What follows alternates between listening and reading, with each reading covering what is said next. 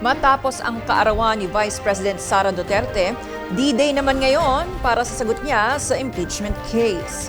Kaya ang sabi ng Kamara, kung maaari, magsimula na rin sana ang mismong trial. Tinutukan niya ni Judea Bernardo. Kung mababago man ang nakatakdang impeachment trial laban kay Vice President Sara Duterte, dapat ay mas maaga ito sa unang napabalitang petsa na July 6.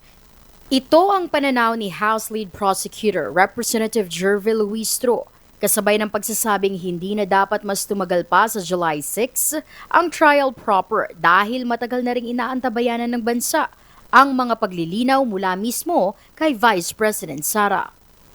Ayon sa lead prosecutor, nakakasana ang lahat ng paghahanda ng prosecution team, kagaya ng pagsasagawa ng mock trial, listahan ng mga ipepresentang testigo at ebidensya, at ang mga tatayong private prosecutors.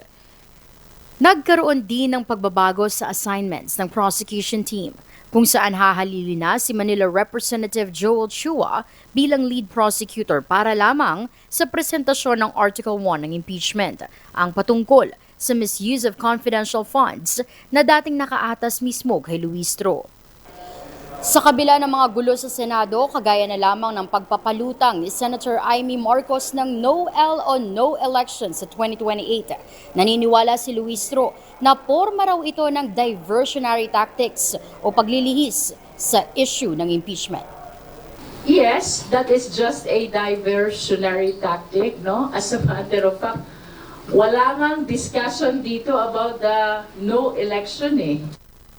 Kahit may mga ganitong insidente, positibo pa rin daw ang prosekusyon na magtutuloy-tuloy ang impeachment trial sa Senado at gagawin nito ang kanilang mandato na litisin ang isang impeachable official.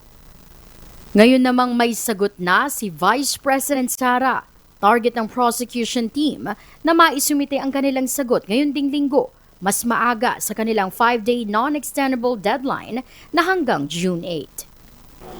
Sa ngayon, sinabi ni Luistro na sa kabila ng mga napabalitang schedule ng pre-trial conference, nilinaw nito na wala pa ring natatanggap na official notice mula mismo sa Senado ang House Prosecution Panel kung kailan mismo tutulak itong impeachment trial sa Senado. Mula rito sa Kamara, ako po si Judea Bernardo, D8 Patrol. Maraming salamat sa iyo, Judea Bernardo.